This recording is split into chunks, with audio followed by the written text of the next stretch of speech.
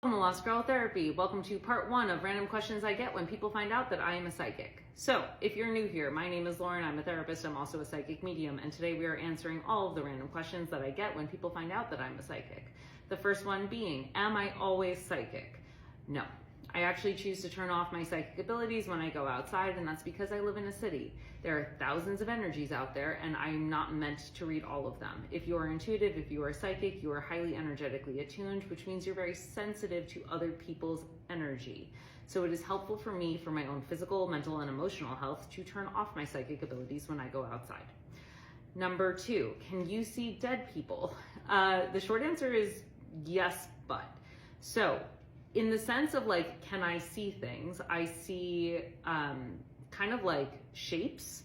I can see a little bit of like fogs or clouds floating in spaces. I can also sense a presence around, but I cannot see a person the way that we would typically use that phrase.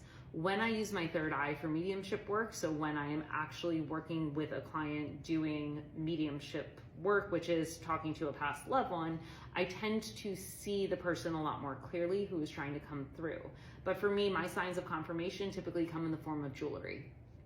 Other mediums have different confirmation signs. Mine just happen to be jewelry. So a loved one will typically show me a piece of jewelry that I then describe to the client, and that serves as confirmation that it is the person that they are thinking of, or perhaps it is somebody else.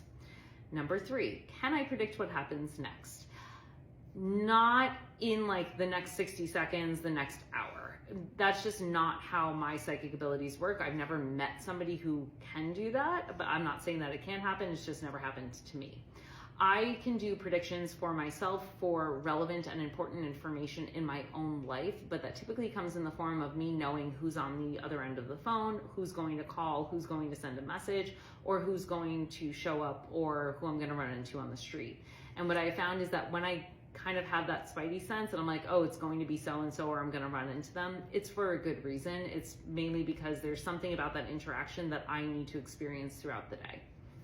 Number four, what happens when I get a psychic download? So for me, I get head pressure and I also get like tension around my eyes, and it kind of feels like buzzy. That's the best way I can describe it.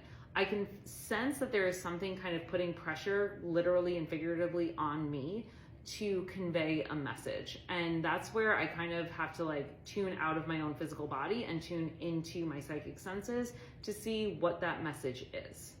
Come back for part two so I can answer the rest of these questions, and I can also explain more about what I do with psychic messages when I get them and the responsibility that I have to clients.